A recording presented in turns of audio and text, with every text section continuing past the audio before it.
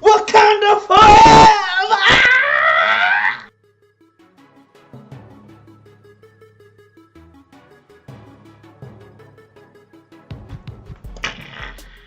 What's up, everybody? My name is Riakeem, and you're watching another episode of Riakeem Reviews. And today on the channel, we're going to be reviewing Marvel's Black Panther, which I personally think is a perfect movie. It's got like no flaws whatsoever. No, it's not true. It's got some flaws, but it is really good. It is very late Thursday night. I'm, rags over here. I don't have press privileges, no press badges, so I'm not getting invited to any pre-show screenings. However, paid for my ticket, and my wife and I just saw this movie on Thursday night, and it's like 1 o'clock in the morning, right after we saw the movie. So the movie's fresh in my mind, and I'm gonna talk about it. Before I begin, shameless plug, if you want to know more about what I think about it and an in-depth analysis of T'Challa as a character, check out my blog at everywhereheroes.blogspot.com. And without further ado, let's jump into this review. Oh, one more thing. Spoilers. Duh. Yeah. So, to get things started off, Black Panther, for it to be a superhero movie, is also a fantasy movie. I would say that it is more of a fantasy movie than it is a superhero movie, because when we get T'Challa, for most of the movie, we see T'Challa being a heroic character, but not necessarily a superhero. He's not really fighting crime. Not crime in the way we think, like Batman, like when he's fighting crime in back alleys, or when Superman, like he's not really fighting crime. He's also not fighting like a global villain. I guess he is with Eric Killmonger, but like more of a black fantasy. And I'm talking Tolkien-esque. I can't think of any. Terry Brooks, all the examples. Robert Jordan, it's very fantasy-esque. We've got mythological-esque creatures in the forms of, they're real-life animals, like they're rhinos, but they're like armored rhinos. Like you don't see that in the real world. That is a very fantasy-tropic element that we get a lot in this movie. We have a new world with waterfalls that's sort of magical looking, and it is kind of magical. They even talk about in the movie, she's like, not magic, it's science. But that being said, it is kind of fantastical because vibranium does not exist and it cannot exist, unlike science fiction where it can potentially exist a lot of times. Like we can theorize it and conceptualize it. A lot of this stuff, I guess it could be. I guess it is science fiction, but the reason I really like about this movie, about Black Panther, is that there are a lot of brother relationships. There's a lot of brotherhood in this movie, a lot of brother betrayal, and a lot of bonds that need to be built and broken. This movie is all about building bridges and bonds or burning bridges and bonds. All the brother relationships that we see is between N'Jobu and T'Chaka. N'Jobu is like sent from Wakanda as a spy on America. He's doing work there. But it turns out that he has not necessarily turned on Wakanda, but he just has a different idea of what is best for Wakanda, and he ends up working with Klaus, I don't know how you say his name. He's been in another Marvel movie before. Ultron took that guy's hand off, But he sort of is working with Klaus to sell vibranium, and kind of because he thinks that Wakanda should reveal itself, but then he thinks that Wakanda should conquer. Whereas King T'Chaka does not agree, and he goes into his apartment in America. It's in 1992 or something. It's a really cool scene. And then we get our first brother relationship, and T'Chaka has to kill his brother, and he was like, I'm doing this for my country. It was one of those I'm doing it for my country moves, and it was a pretty sad moment because both brothers kind of have we learn throughout the movie that both brothers have good points. It's hard to pick a side here. It's hard to say that one side is right and one side is wrong. It's almost like Avatar: The Last Airbender. Do you take the bending away, or do you kill the villain? No, you take the bending away, right? So one, Njuri, I'm gonna mess up his name at some point with all the T'Chakas and the Njuris and T'Challas. I'm just really bad at names. But yeah, so Njuri wants to weaponize vibranium like they've already kind of been doing, but he wants to expand it and take over, whereas T'Chaka wants to keep it private in Wakanda. And we've been seeing a lot of spies and stealth in these Marvel Cinematic Universes, but no one country or character has ever been as stealth mode as Wakanda. I'm talking Wakandans have their, like, they are, like, the whole country is like a Natasha Romanoff. They are stealth out here, you know? They are killing it in the stealth game. Like, no one's been able to find them, like the lost city of Atlantis. It's pretty dope. And it's a technological marvel, you know, it's amazing how no one's been able to find them. Like, no explorers have tried to, you know, walk in. Like, how are they keeping that a secret? That's a big question that I have. But, so off the bat, we get that brother betrayal, and that kind of sets up the villain's character arc, as well as the dilemma that the hero T'Challa has to face, and it is embodied by Eric Killmonger, who is the son of Njuri, who knows that his father dies. He knows about this place Wakanda, who now has a vendetta because everything was taken away from him, and he knows nothing about his homeland, but he just knows that he's been oppressed, and he wants to fight against that oppression. Noble cause, very noble cause, but, you know, with the best villains. And I do think that Eric Killmonger is so far the best Marvel villain that we got. And I say that because his motives as a villain are 100% believable. And with the current political climate, they hit really close to home. The only thing, the best thing about villains is that they usually have good goals, or their ideas come from a place of them thinking that it is good. They think that it is the right thing to do, and usually they're a little bit misguided. Now, Killmonger was kind of a dick. No fronting there, but that is his character is very militant, very Malcolm X, if you will, very oppress our oppressors so that we are not oppressed. And some people adopt that philosophy. I personally don't adopt that philosophy. I'm more of a Martin Luther King side of that, you know, the turn the other cheek and try to build bridges, which is kind of how the movie ends up with King T'Challa, the Black Panther, how he introduces Wakanda to the world in that ending. I don't know if that was a post-credits. No. We get the community center and the outreach center before the post-credit scene, but we get that ending where it's more about building bridges than burning them down. And it's just the whole movie has this really powerful arcs. And then going back to that brotherhood relationship, we have cousins, but they kind of have a brotherly thing happening, almost so that I wish they were real brothers. Like, they were like so close that maybe King T'Chaka could have had an illegitimate son. That would have changed everything. But as cousins, they have a brotherly relationship, and they both have a viable claim to the throne. And that's what ends up happening when Killmonger kind of gets over to Wakanda and he wants to take the throne. Everything with Klaus is pretty much B-plot to kind of get things in motion for Eric to get over to Wakanda and confront T'Challa to seize the throne. But they both represent the conflicting ideals of what Wakanda should be. And that's the plot of the movie. What should Wakanda do in terms of keeping itself and its resources and its supplies and everything hidden, or should it come, you know, out to the world? So the acting in this movie was really good. I can't think of any character that I disliked in this movie. Moment of brother betrayal in this movie is from Daniel Kaluuya's character, W'Kabi. From the beginning of the movie, we see him interacting with T'Challa, and they have that bond, this amazing bond. They're very much like brothers.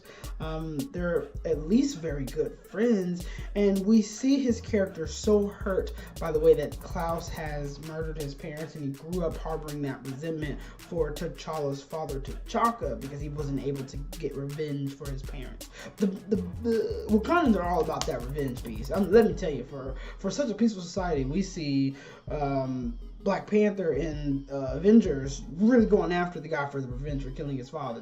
They're all about their revenge out here. And this guy really, and W'Kabi really wants his revenge. So much so that he's willing to turn on T'Challa and kind of the principles of the nation. Causing all this internal fighting and everything. He does finally lay down his arms in the end when facing his wife, and we're going to get to her. Let me tell you, badass alert. But that's another moment of brother betrayal. And we see moments where T'Challa looks at him like, brother, stop this. We go way back, Why are you taking up arms? And his character hurt my soul so much to see that he was so revenge ridden that he couldn't see the forest for the trees. Andy Serkis and Martin Freeman were both top of their game in this one, so good. Andy Serkis plays Klaus, who is the red herring villain, if you will. He's taken out so easily in this thing, and he really wasn't that big a villain in the past, so I was surprised that they were making him so big. But obviously Killmonger was pulling the strings and was there the whole time. I didn't expect him to turn on Klaus the way he did, but that was pretty cool how he steals him from T'Challa and then becomes the hero in the moment when he delivers him. But it was all betrayal. And I hated that T'Challa and W'Kabi never actually had that conversation, right? W'Kabi never was like, how'd you get him? And he never talked to he never talked to T'Challa and asked him how he lost him.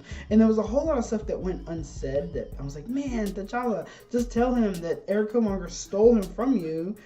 He helped him escape. It was right there. And I think that would have sort of opened up it would have opened up W'Kabi's eyes a little bit more to see Killmonger for who he really was. The amazing Angela Bassett in this movie, so good. She is such a talented actor, and I really, really like her as the mom here, Queen Ramonda, I think that's right. But so we get Angela Bassett in top form here. She's so good. She clearly cares about her family. And she doesn't get a whole lot to do in this movie as the mother. In the comics, her character is kind of does the same thing where she is a voice of reason for all of the characters, Shuri, T'Challa, but she doesn't fulfill that in the same way here. She gets a lot less to do, but she is crucial to implementing or to visiting Manape, who's not called Manape in the movie. What's his name? I can't remember his name. But she's crucial to the meeting with Manape and discovering that her son is alive. That's the most that she really does here. But Angela Bassett's acting is amazing here. When T'Challa is defeated by Eric Killmonger and Killmonger tosses him over the cliff, her scream there was just heartbreaking in that moment because that was her son, and for all she knew, he was dead. It was really good. Tisha Wright and Danai Gurira in this movie.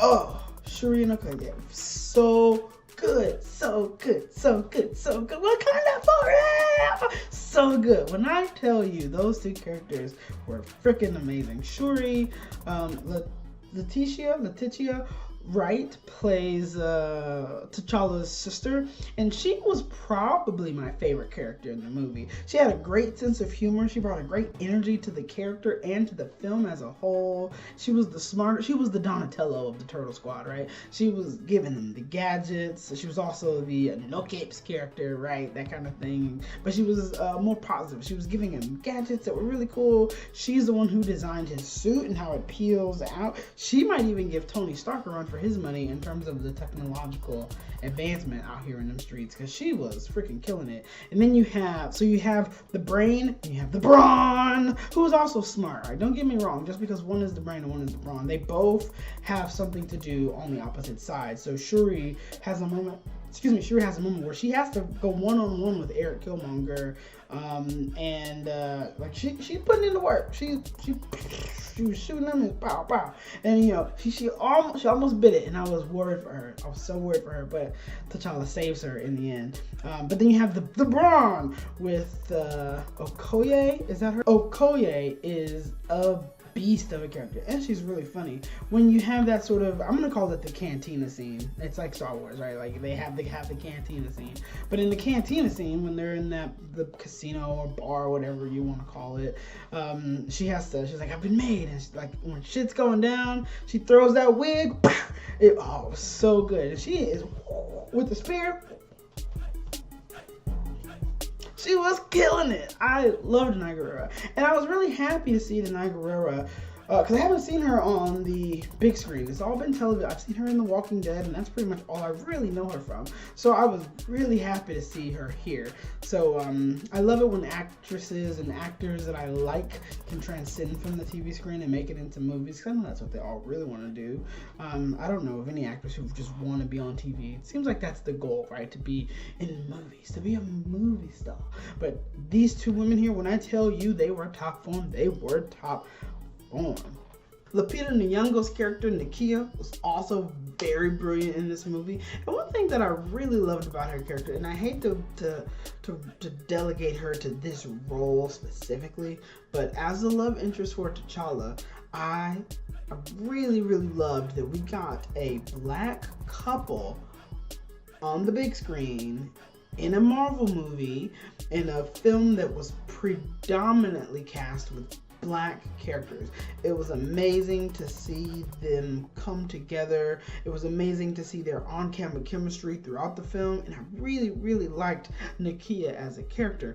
I do wish that she had a little bit more to do. We know that she's a spy, but we don't know if she's like a really, really amazing spy, if she's on Natasha Romanoff's level, or if she's on Wakanda's level of Stealth City, bitch. Stealth City. No, but I really liked Nakia's character as well. But I can't do a full movie review without talking about the best Marvel villain in the entire Marvel Cinematic Universe. Luckily, they don't have Magneto in it. Well, I say luckily, but unfortunately, they don't have Magneto in this. Magneto has always been one of my favorite villains of all time, but until the rights of X-Men get over, or whatever happens, we don't have Magneto in the Marvel Cinematic Universe. So we got Eric Killmonger, and when I tell you that he was a surprise villain for me, because people had said that he was going to be a great villain, but I was still kind of like, well, I don't know, Marvel didn't make him, so I mean the Marvel Cinematic Universe did adapt him to the screen, so I'm not quite sure how that's going to play out. But his character was amazing. And let me tell you why I'm talking pencil. His character had a really good motive. I can understand 100% with his upbringing and what he has been through in his life, why he wants to, why he aspires why he wants to get what he wants to get. Now, that being said, he is flawed, right? He has a valid goal to some in some camps, but he is definitely flawed in his approach. Definitely flawed. Whereas our hero T'Challa, which we haven't really talked about yet that much either, is also very flawed. There's a lot that he doesn't know as a hero, and he gets more heroic when he starts to uncover truths and learn new things. That's kind of what heroes have to do on their journey of discovery of self and discovery of meaning. He uncovers all of that. But Eric Killmonger is a perfect villain for T'Challa. T'Challa is still trying to learn what kind of king he wants to be. One of the greatest quotes, of course, in the movie is that it is hard for a good man to be king, and that is certainly true in the case of this movie, because he is good. I don't think the movie does enough to earn that quote, because we don't ever really see him being a king in the movie. We see him do things this is something that happens in the comics, but they didn't really chisel it out in the movie, is that T'Challa needs to be a king and not a soldier. He does a lot of the soldiering thing, and of course, as Black Panther, he has to strike that balance. But in the film, we don't really see him do kingly things as much. We see him definitely be more of the soldier side of the coin there. And then Wakanda, you know, they're king soldiers, but we don't see him be a good man as a king. So we don't really get that struggle to play out ultimately in the movie. So I don't feel like the movie really earns that quote. However, the character really does earn his growth in his arc, because there's a lot of death and resurrection in this movie, which I'll probably kind of dig into in my blog about this movie when I do my heroic analyses. Please check that out. It's over at everywhereheroes.blogspot.com. When thinking about Eric Killmonger, it's also important to note that the movie as a whole, when thinking about the overall quest that T'Challa has to accomplish, he needs to decide what kind of king he wants to be and what Wakanda will be to the world. Will it continue to be hidden and be its own thing, or will it share its resources with the world? Will it try to take over the world? Because it probably could. But you know, it's also seems kind of small. I don't know if it could actually, even with vibranium, could it actually take over the world? I would like to see that. But that'd be a cool arc, right? The Wakanda Revolution. But Eric Killmonger he represents a blend of the idea that they want to accomplish, right? Because he is of Wakanda descent, and he is he's got an American mom, presumably. Did we learn about his mom in the movie? I'm not sure. But he is the only character that I can think of that is half Wakandan and half American. He is a Wakandan American. And what makes him such a powerful villain is that if you're thinking about characters that we as an audience, as an American audience for sure, if we're looking for characters we can latch on to, a lot of people are going to be identifying with it. A lot of black people in America are going to be identifying with Eric Killmonger. Maybe not necessarily his extremist ideals, but as someone who is searching for a heritage, someone who wants to know who they are because of who they've been. Our character there is Eric Killmonger, even more so than our hero T'Challa, who has always been Wakandan his whole life. He doesn't know anything else. Eric Killmonger he's ripped apart from that, but he is still that. He is still Wakandan.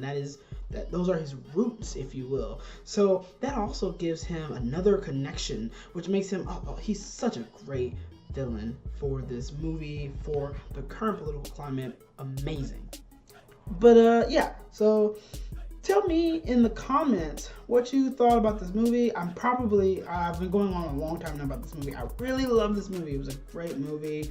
The story for me, the pacing was good. I was worried that there wasn't going to be enough action in this movie, but there was actually a good amount of action in this movie. Okay, let's think about all the moments before I wrap up. Let's think about all the moments where there was action in this movie. We have the beginning scene where that's not even an action scene. All right, so we have when T'Challa and Okoye and I forget the other person's name, but T'Challa's is Bay. When he's rescuing her, blowing her cover, we have that scene where he's being a Black Panther at night, like being very Panther-like, moving to the trees and assassinating people. And then we have Okoye save him. Okoye? Then we have Denai Guerrero save him. That's one action scene. We have the scene where they're in the casino and everyone gets to have some action there, which then leads into another scene, which is the car chase. So you can think of that as a really long scene, but that's a car chase scene. There's a lot of action happening there, you know. That's a scene. We have the scene, albeit brief, where, and this is action happening, right? Where we have Black Panther Klaus escapes because Killmonger rescues him. Action scene happens, and there's a micro skirmish where T'Challa is shot in the chest, and we're like, oh, things get escalated. All of the fight scenes, where we have the early fight scene where T'Challa fights, what's his name? What is his name? Where T'Challa fights, is his name M'Baku? Is that the character who I'm thinking of? M'Baku? Let me check this out. Yeah. Where he fights M'Baku. M'Baku's another great character that I'll talk more about in the blog. Best believe that. But we get the fight scenes between T'Challa and M'Baku in the beginning. We get the fight scenes between T'Challa and Eric Killmonger twice. We get the first fight scene where Killmonger wins, and then we get the second fight scene. And then in the end, we get the big third act fight where everything in this third act, and this was one of the best Marvel third acts too. Everything in this third act was completely earned. It was 100% earned. 100% earned. Yeah, so it's a great movie. Recommend check it out. Please leave a like if you like this review. Leave a thumbs down if you hated this review. But if you leave a thumbs down, comment and tell me why you hated this review. If you disagree with me, that's fine. I mean, everyone is entitled to their own opinions. Even if you liked it, leave a comment.